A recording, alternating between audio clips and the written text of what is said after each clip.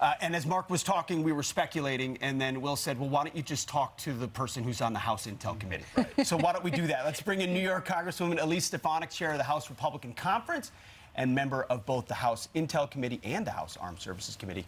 Thank you very much. Good morning. Happy to be here. Great. So what do you make of this? Because we step back and go, how did this happen? Now we learn there's another officer who's out, but is affiliated with Russians sharing the information. What's happening here? So those are very important questions, Pete, and that's why this week at Speaker McCarthy's leadership, we're having a bipartisan briefing for all members of Congress. I sit on the House Intelligence Committee, and any type of leak, especially of this gravity, we need to investigate it and make sure it never happens again. I have a lot of questions. Why was there such extensive access to so much extensive material for such a young National Guardsman?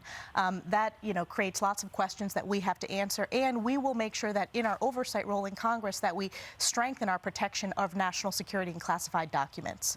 All right, Jim Jordan was on the Kirby couch sitting right where you were earlier this morning because he's in the city because House Judiciary is talking about all the violent crime here in New York and they want to do something about it. It's called the Victims of Violent Crime in Manhattan. They're going to have a field hearing on this topic today. I know you are going to be there. You're not on Judiciary, but you're here because you represent New York and we have a problem here.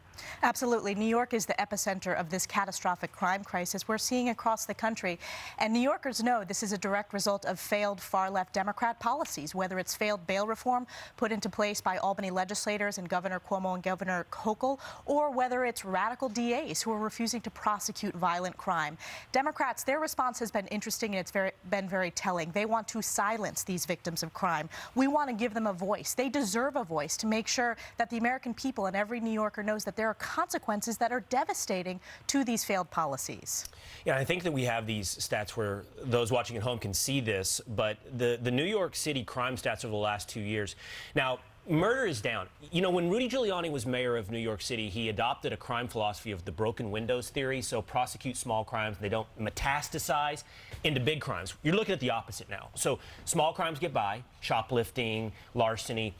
How long until murder tracks? How long until big crimes go up? You let the small crimes go, you're going to get the big crimes at some point. And then let's put up the one that shows the felony cases downgraded under Alvin Bragg. You can see, look, it went from 39% up to 52%. So we're taking big crimes and we're turning them into small crimes, and we're going to get more big crimes. And that's what we've seen. If you look at the stats going back to 2019, murders are up, violent crimes are up, and you cannot open the newspaper every single day in New York and not see more coverage of heinous crimes. This impacts real people and real families. It's part of the reasons why people no longer feel safe and secure in cities like New York. And this field hearing, this is what Republicans are committed to, getting across America, getting outside of the Beltway, hearing from real Americans.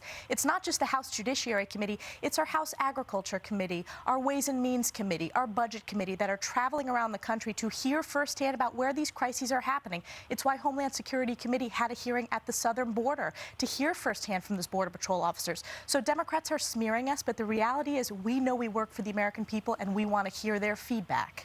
Well, speaking of Democrats smearing you, here's what Senator Chuck Schumer had to say about all of this. The House GOP must be clear and vociferous that defunding the FBI, defunding the Department of Justice will not happen. Instead of calls to defund the federal agencies that do so much to protect New York, the House GOP and Senate must recognize and appreciate the dedication and devotion demonstrated every day by men and women in federal law enforcement agencies who keep the communities of the United States safe. The Democrat Party, who embraced defund the police, are now trying to turn it on you. That's exactly right, Pete. Chuck Schumer should have spoken out against the defund the police movement, including in New York City, where the city council advocated for defunding the police, where leading Democrats nationally are the leaders of the defund the police movement. Republicans proudly support our law enforcement. We proudly support the police. And when it comes to the FBI and DOJ, there's politicization in those agencies that we have to go after. They should not be political arms of the Democrat Party. They should focus on law enforcement and rule of law in this country. Tucker Carlson sat down with Elon Musk, and he's going to come on our show a little bit later to talk about this. They talked about the concerns of AI, and then they also talked about the government being able to have access to our Twitter accounts. Listen to this. The degree to which various government agencies had effectively had full access to everything that was going on Twitter blew my mind.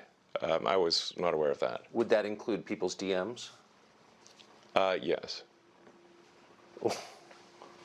Wow, what's your reaction to that? Well, that should concern every American. Thank goodness Elon Musk has shined a spotlight on this overreach in terms of the government role of Twitter and using Twitter as essentially an arm of the U.S. government, whether it's the FBI paying Twitter over $3 million to suppress the Hunter Biden laptop story, or whether it's federal agencies having access to DMs. I'm looking forward to getting more information, not only from the interview, but in our oversight role as Congress. We need to hold big tech accountable. We need answers to these questions, because the American people, this is going to be a surprise to the American people, and it's very, very concerning. But I'm so glad that Elon Musk is shining a spotlight on this. And I hope that when you guys do explore, and I anticipate that you will, this is not just a conversation about Twitter. This is a conversation about Facebook, YouTube, Instagram. I can't imagine that Twitter was somehow unique in their approach to looking into our DMs.